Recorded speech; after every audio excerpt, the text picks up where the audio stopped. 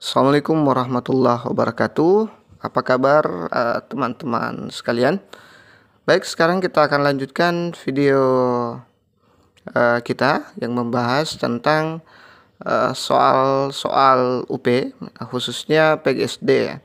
Dan lebih khusus lagi ke Mapel EPS. Bagi yang bahasa Indonesia sudah saya upload kemarin, IPA juga sudah ya. Jadi teman-teman silahkan cek saja di playlist video-videonya di channel saya, silahkan dicek yang teman-teman butuhkan di sana. Dan jangan lupa soal-soal lainnya seperti pedagogi dan soal kepribadian, pedagogi umum dan soal-soal kepribadian, karena di dalam tes itu ada 3 ya yang diujikan. Ada soal-soal profesional, ada pedagogi, dan ada kepribadian. Jadi semua harus tuntas. Oke. Kita masuk ke kompetensi selanjutnya. Sekarang sudah masuk di kompetensi profesional. Kemarin juga sempat kita bahas 1 nomor ya.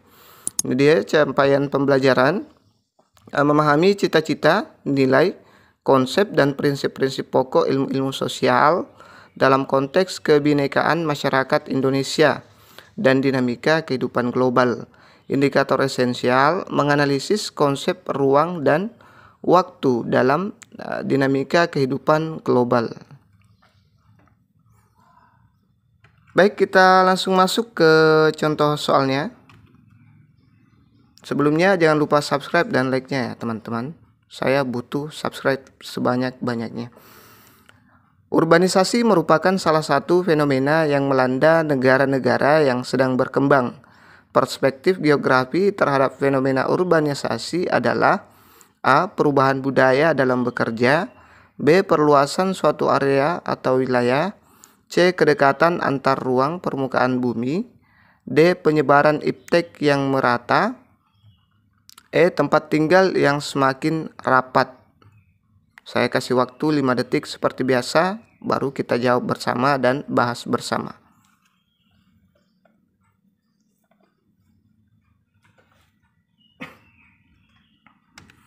Oke, jadi jawabannya adalah option B ya, yaitu perluasan suatu area atau wilayah ya.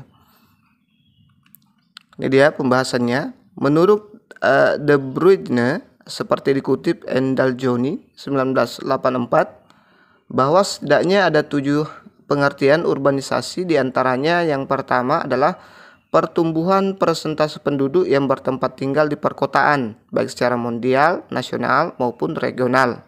Yang kedua, berpindahnya penduduk ke kota-kota dari pedesaan.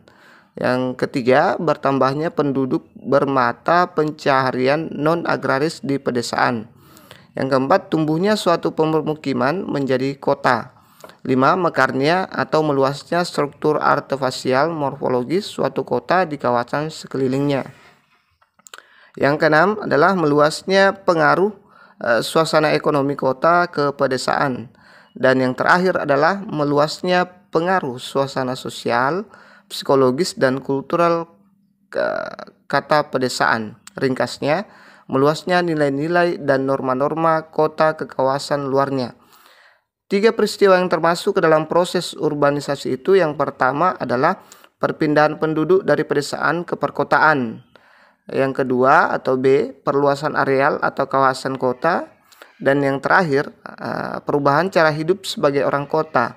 Dalam keadaan yang demikian, perspektif geografi tidak lagi hanya terbatas pada ruang yang disebut kampung atau perkampungan, melainkan terdorong pada kawasan-kawasan yang lebih luas. Perkembangan dan perubahan sosial, ekonomi, dan budaya yang mendorong seseorang untuk bekerja di kota atau mencari kehidupan yang lebih baik di kota. Sebagai pusat kegiatan ekonomi dan pendidikan, kota tentunya menjadi magnet yang sangat menarik, sehingga pemukiman di perkotaan mengalami perluasan hingga ke daerah periferal atau bahkan di pedesaan. Bagaimana jawabannya? Apakah benar? Baik, kita lanjut ke kisi-kisi dan soal. Ini dia kompetensi profesional 2.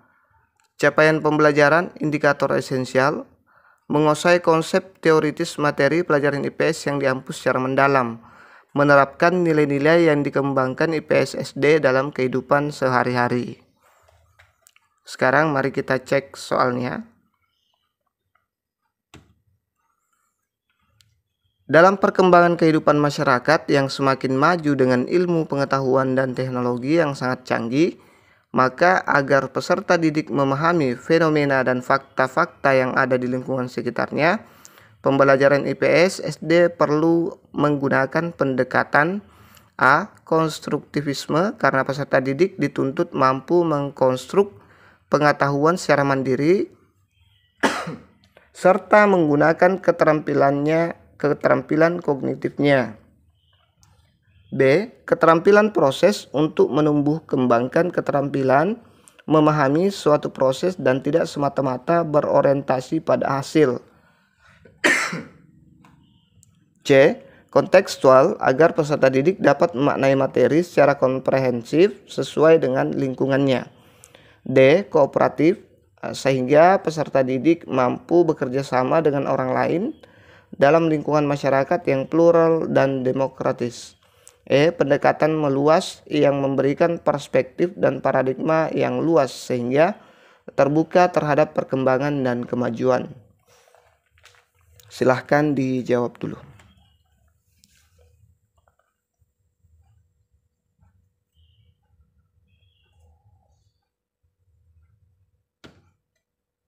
Oke, ini dia jawabannya. Jawabannya adalah option C.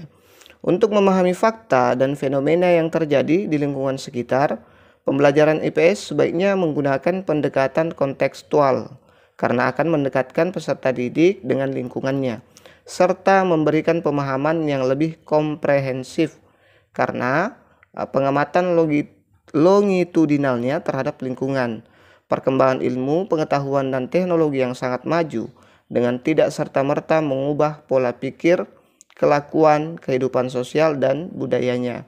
Oleh karena itu, pemahaman kontekstual sangat penting dimiliki peserta didik. Pendekatan konstruktivisme lebih berorientasi pada pengembangan kognitif siswa agar memiliki pengetahuan yang memadai mengenai perkembangan masyarakatnya melalui proses ilmiah. Melalui proses demikian, peserta didik memiliki keterampilan kognitif yang sangat berguna dalam memecahkan permasalahan sosial yang dihadapi oleh masyarakat. Pada sisi yang lain, pendekatan kooperatif menekankan pada pengembangan keterampilan sosial peserta didik, khususnya keterampilan dalam berkomunikasi dan bekerja sama dengan orang lain dalam masyarakat yang semakin majemuk. Hal ini sangat penting mengingat kehidupan dan kemajuan masyarakat menuntut partisipasi dan kolaborasi yang konstruktif dari seluruh warga negara. Jadi jangan kaget ya, saya harap teman-teman jangan kaget-kaget. Memang soal UP itu agak susah ya. Menurut instruktur saya dulu, dosen-dosen yang mengajar, memang soal-soal UP itu dibuat adalah soal yang paling hot. Ya, kalau soal kan punya tingkatan dari 1 sampai 4, maka tingkatan soal UP itu dia berada di posisi keempat ya. Jadi jangan kaget saat bertemu dengan soal UP. Memang hot sekali ya. Oke, kita lanjut ke soal kisi-kisi selanjutnya. Jangan lupa subscribe dan like-nya teman-teman. Oke, masih di kompetensi profesional. Ini dia capaian pembelajaran menguasai konsep teoritis materi PS yang diampu secara mendalam. Ini indikator menerapkan nilai-nilai yang dikembangkan IPS SD dalam kehidupan sehari-hari. Jadi masih sama dengan kisi-kisi yang tadi ya, cuman soalnya mungkin beda. Oke, coba kita cek soalnya. Ini dia. Pendidikan IPS SD memuat banyak nilai antara lain nilai edukatif, nilai ketuhanan, filosofis, dan praktis. Untuk mengembangkan nilai praktis bagi peserta didik, maka pembelajaran IPS sebaiknya diarahkan untuk A. Mengatasi masalah kerukunan antar umat beragama dan toleransi beragama bagi siswa. B. Mampu mengatasi masalah kehidupan di masyarakat secara tuntas dan bijaksana. C. Pengembangan nilai-nilai luhur dan intelektual yang berkembang pada diri siswa. D. Pengembangan nilai sosial, nilai budaya, dan nilai spiritual di lingkungan sekitar siswa. E. Mengembangkan gagasan, ide, dan menilai norma yang berlaku dalam berbudaya bagi siswa. Silakan dijawab dulu.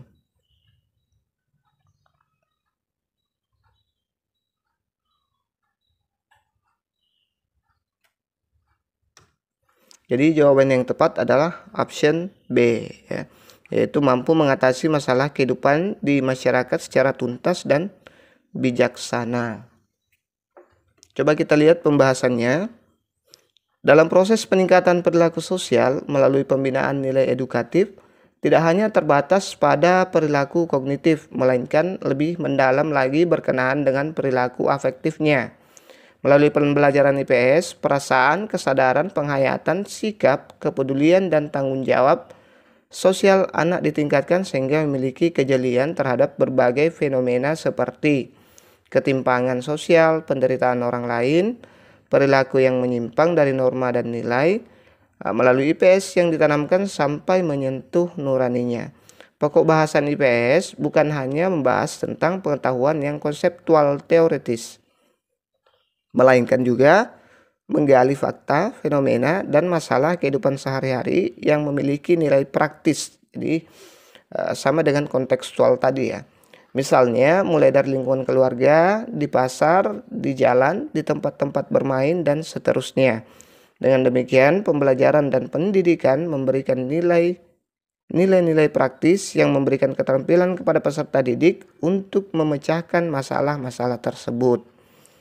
Sedangkan nilai filosofi merupakan dasar bagi tumbuh dan berkembangnya peserta didik untuk memahami filosofi dan kearifan yang hidup di tengah-tengah masyarakatnya, sehingga mampu memecahkan persoalan secara arif, bijaksana, namun radikal, atau sampai ke akar persoalannya. Ya, radikal maksudnya di sini sedalam-dalamnya, sampai ke akar-akar persoalannya. Nilai ketuhanan merupakan nilai untuk dapat menghayati sendiri tentang kenikmatan yang diperoleh kita sebagai manusia. Kita sebagai manusia merupakan sebagai makhluk sosial yang berbeda dengan makhluk-makhluk ciptaan yang maha kuasa. Oke, kita lanjut ke soal berikutnya. Saya ingatkan lagi, jangan lupa share, like, dan subscribe-nya. Ini kompetensi profesionalnya masih profesional, ya. Capaian pembelajaran mampu mengembangkan materi, struktur, dan konsep keilmuan IPS. Indikator esensial menggunakan lingkungan sekitar sebagai sumber belajar IPS SD. Lokasi sekolah yang berada di dekat pasar sangat mendukung untuk dipergunakan sebagai sumber belajar dalam kegiatan pembelajaran IPS, khususnya tentang A. Bentuk dan kontur permukaan bumi, B. Kegiatan memenuhi kebutuhan, C. Interaksi manusia di masa lampau, D. Lembaga-lembaga ekonomi modern, E. Kegiatan jual beli secara langsung.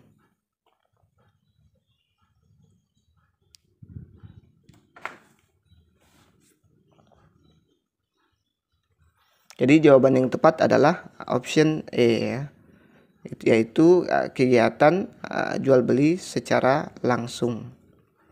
Kita lihat pembahasannya. Sumber belajar merupakan komponen yang sangat penting dalam proses pembelajaran. Sumber belajar merupakan segala sesuatu yang dapat memberikan kemudahan kepada peserta didik dalam memperoleh sejumlah informasi, pengetahuan, pengalaman, dan keterampilan dalam proses belajar mengajar. Muhammad Effendi tahun 2009 menyatakan bahwa lingkungan adalah sesuatu gejala alam yang ada di sekitar kita, di mana terdapat interaksi antara faktor biotik hidup dan faktor abiotik tak hidup, di mana lingkungan menyediakan rangsangan atau stimulus terhadap individu dan sebaliknya individu memberikan respons terhadap lingkungan. Guru dapat memanfaatkan pasar sebagai sumber belajar terkait dengan materi tentang jual beli. Pasar dimanfaatkan untuk kegiatan observasi mengenai proses transaksi jual beli. mengamati keadaan pasar tradisional, mengamati interaksi antara pedagang, dan mencatat barang-barang yang diperjualbelikan di pasar tradisional. Saya kira jelas ya.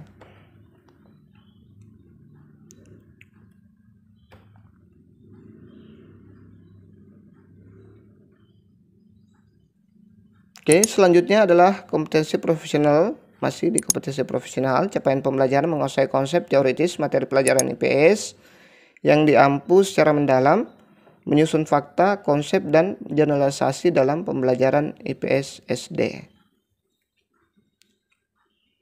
Coba kita cek soalnya. Pertumbuhan dan pertambahan jumlah penduduk di muka bumi membawa permasalahan yang sangat kompleks bagi kehidupan umat manusia. Kerusakan lingkungan hidup dirasakan semakin parah, di mana hal tersebut merupakan sebuah konsekuensi yang harus ditanggung oleh umat manusia karena A. Peperangan memperebutkan sumber daya di antara negara-negara di dunia. B. Keinginan untuk menguasai dan mengeksploitasi sumber daya yang berlebihan. C. Keserakahan umat manusia untuk menumpuk kekayaan dan kesejahteraan.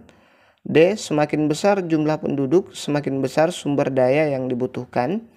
E. Upaya untuk menyediakan fasilitas hidup dengan cara mengeksploitasi alam. Silahkan dijawab dulu.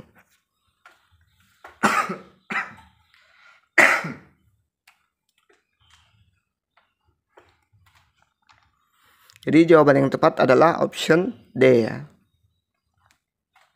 Semakin besar jumlah penduduk, semakin besar sumber daya yang dibutuhkan. Coba kita lihat pembahasannya. Jumlah penduduk dunia menurut Biro Statistik Amerika Serikat mencapai 7,53 miliar pada Januari 2018. Cina, Amerika Serikat, India, dan Indonesia merupakan negara dengan jumlah penduduk yang terbanyak. Untuk memenuhi kebutuhan manusia sebanyak itu, maka diperlukan eksploitasi yang semakin intensif atas sumber daya yang ada. Kegiatan eksploitasi sumber daya dan lingkungan yang besar-besaran tanpa diimbangi dengan kesadaran untuk menjaga kelestarian merupakan sumber kerusakan lingkungan hidup. Pembangunan berkelanjutan adalah pembangunan yang memenuhi kebutuhan masa kini tanpa harus mengurangi kemampuannya untuk memenuhi kebutuhan dari generasi yang akan datang. Pembangunan berkelanjutan harus memerhatikan pemanfaatan lingkungan hidup dan kelestarian lingkungannya agar kualitas lingkungan tetap terjaga. Persoalan ledakan jumlah penduduk dengan lingkungan hidup setidaknya menghadapkan manusia dengan 3 persoalan, yaitu 1. Soal jumlah penduduk yang begitu besar akan memerlukan sumber daya dan energi yang luar biasa dari alam. Belum lagi dampak polusi lingkungan yang ditimbulkan pembangunan. 2. Teknologi yang terus berkembang melampaui kemampuan kendali manusia untuk mengaturnya. 3. Persoalan moral ketika pembangunan tidak dapat menciptakan perbaikan, tetapi justru banyak menimbulkan kerusakan lingkungan dan kehancuran daya dukung kehidupan. Oke, bagaimana? Berapa yang benar? Apakah benar semua atau masih ada yang salah? Silakan dijawab di kolom komentar ya teman-teman. Jangan lupa dukung channel ini, jangan lupa share biar lebih manfaat, biar saya lebih banyak dapat pahala, bisa memberikan latihan-latihan soal sebagai persiapan menjawab soal-soal UP-nya nanti ya. Jangan lupa subscribe, jangan lupa berkomentar. Semoga nanti ujiannya dimudahkan. Insyaallah kita akan lanjut terus soal-soalnya, baik itu PGSD, PAUD, dan mapel-mapel yang lain, mudah-mudahan. Amin. Kita ketemu soal-soal yang memang valid ya, yang bisa digunakan sebagai referensi latihan. Oke, assalamualaikum warahmatullahi wabarakatuh.